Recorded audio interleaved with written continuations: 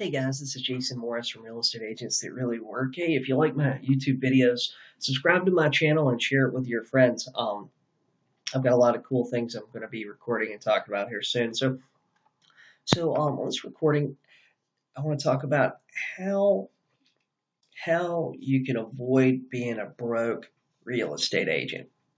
And we all know that there are a lot of them out there, and they had their last closing last week. They have nothing, kind of on the horizon. They don't have any other listings. They're always on the edge of, should I quit selling real estate and get a job, or should I quit? Should I well, I mean, it's even the other way. Should I quit selling real estate because of my job? But I want to talk to you because I feel like this is a big deal, and it's a little bit concerning. Agents that go through in most states, it's like a 2 to 4 week course to get your license. It's not really that difficult. Anybody can really get licensed in most states. So you get licensed, and you pay all the money to join the board, and then you join an office, and the office really doesn't have much training, or they have training that's not really productive, and it's not going to make you money like today. And then you find yourself just kind of struggling. So, and it's concerning, and that's one of the reasons why I started the group Real Estate Agents That Really Work, because I wanted to change that. But so I have 4 points here that I want to go over. And a lot of us, we have to understand, and we have to learn, and we have to get it through our head that it doesn't matter what the government has going on. It doesn't matter who our president is. There were people that didn't like Obama. There were people that didn't like Trump.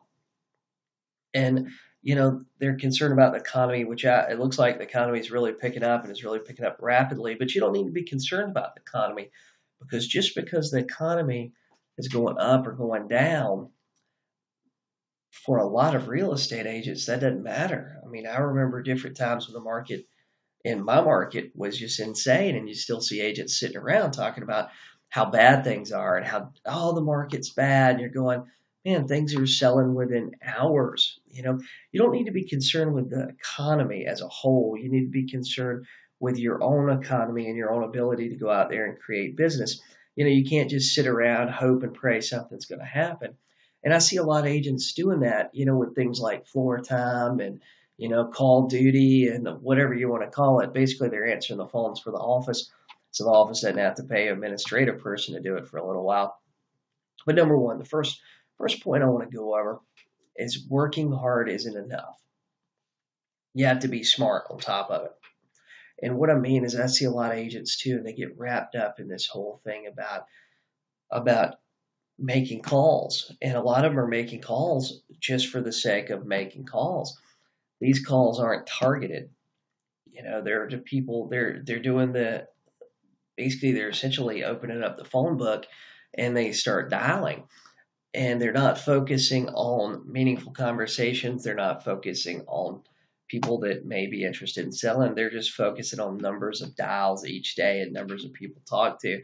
And you can talk to a lot of people each day, but the thing is, if those people are not warm prospects, or at least somewhat warm leads. What I mean by a warm lead is somebody that at some point at least had their house on the market, or they have some sort of motivating factor that makes you believe that they're going to be putting their house on the market soon. Like, maybe they're a for sale by owner, a for rent by owner, they're an old expired, they're withdrawn, they're a canceled listing, it could be a lot of different things. They're a pre-foreclosure, whatever it may be. They've got a tax lien on it. I mean, there could be a lot of different things, but there's some reason that makes you think, hey, the person at 123 Main Street, they want to sell their house because of, like, whatever it is. They got the big foreclosure sticker on the front of it. So, I mean, number one is working hard just isn't enough. I mean, you got to work. You can't just work hard. You got to work smart too. Okay, number two, you have to have a schedule, and you have to stick to it. Okay, I see a lot of agents too. They talk about making a schedule, and they talk about doing things, and then they basically, they just don't do their schedule, or they never put prospecting time in their schedule. And here's the thing: if you start prospecting an hour a day or 2 hours a day, it's going to completely change your business. But you got to stick to it. Okay. But if you're already prospecting 2 hours a day, let's think about this. If you're already prospecting 2 hours a day and you go and add another 30 minutes worth of calls to your day, now it could be in the afternoon, it could be 30 minutes attached to the 2 hours you're already doing, and you start doing that 5 days a week, just 30 minutes a day. You're going to add another 2.5 hours of prospecting to your week. That is literally another full day of prospecting. It's a whole day of prospecting. So instead of you doing 10 hours a week, now you're doing 12.5 hours a week by just adding another half hour. Look at ways that you can do this too, and things that you can cut out that are just non-productive in your day already. A lot of things like, man, there's a lot of agents, they go to the office every day and then they actually leave the office and go to lunch every day. So they're spending all this time at lunch with another agent in their office that's probably an agent that either, wants to ask them some questions, or another agent that, they think can help them or whatever it is. But that agent themselves are only doing 1 or 2 transactions a month. If you're doing that, you're wasting an hour in the middle of the day, then, and you're not going, and it's not something productive that's going to get you more business or either teach you how to get more business, then you may be just kind of you're kind of wasting your time. Why don't you pick something up real quick, or bring lunch and spend another 30 minutes on the phone at lunchtime? But you got to stick to your schedule. That is the big thing, and that's the thing most agents don't understand. If they were at a regular job, they'd have to show up, they'd have to be there at a certain time and do certain activities at certain times. And if they didn't, they would get fired. And real estate agents, we think it's okay if we don't. Number 3. Okay, this is a hard one for a lot of agents. But you have to keep learning and building your skill set. Okay, the things that I'm doing on the phone today, the things I'm doing on Facebook, the things I'm doing, I've done online and just different stuff. That stuff didn't exist even 5 years ago, let alone 10 years ago.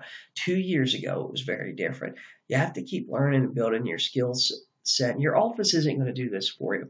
Doesn't matter what office you're at that has whatever great training. Most of the training that a lot of offices offer, this isn't all offices, but a lot of offices offer training that sucks. It's really watered down, and it's meant not to step on any toes. It's like it's like going to church. You got the watered down sermons, and then you got the fire and brimstone that's going to tell you how you're going to hell. Most of the training at a lot of offices are giving you the watered down version of things, because a lot of offices don't want to talk about prospecting. They don't want to talk about sales training, because us as agents, we like to talk about, we're marketers, we're this, we're that. We don't like to say, hey, we're salesmen, but that's really what we are. We're salesmen. But you need to work on building your sales skills, and you need to work on just learning how things are changing and how to do different stuff. And, like I said, your office ain't going to do it to you. You got to read, you got to listen to YouTube videos, you need to role play, you need to practice your scripts and presentations, you need to schedule times to do it, and you need to stick to those things.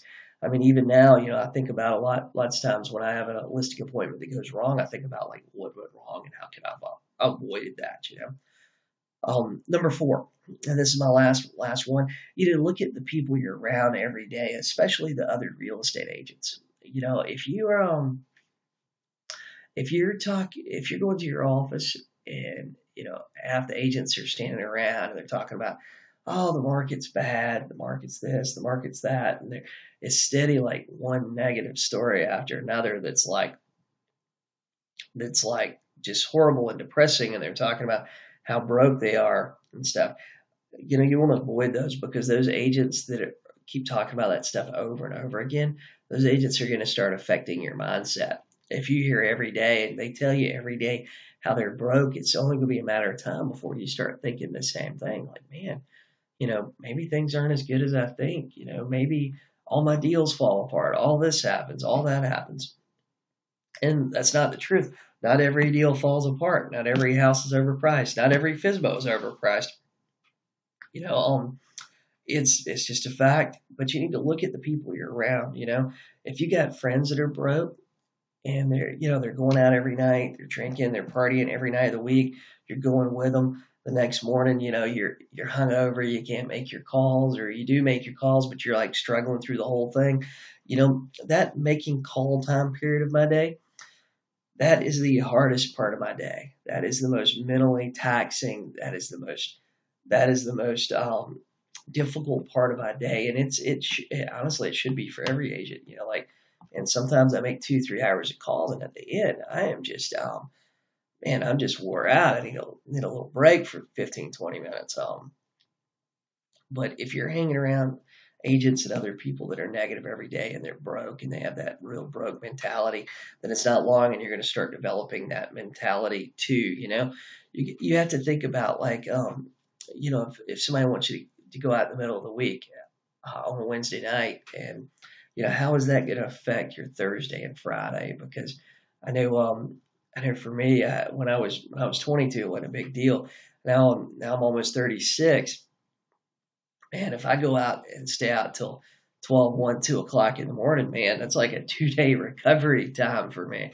It's insane. And that affects my prospecting. That affects my business for 2 days, you know. And it's just rough if you're doing that all the time and you got friends that are constantly encouraging you to do that. And they're saying, oh, don't worry about doing this. You're a real estate agent. You make your own time, you make your own schedule and all that stuff.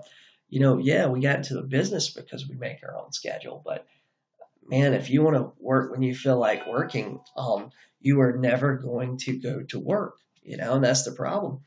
That's the problem with making your own schedule. If you make your own schedule and work when you want to work, you're never going to work. I mean, that's it. I mean, I don't want to work every day. But anyway, guys, hopefully you'll listen to these points and start working on those and stuff. And guys, if I can help you, just send me a message through Facebook, or you can send me an email at jasonmorrismyrtlebeach@gmail.com. And guys, you guys have a great day, and I'll talk to you soon.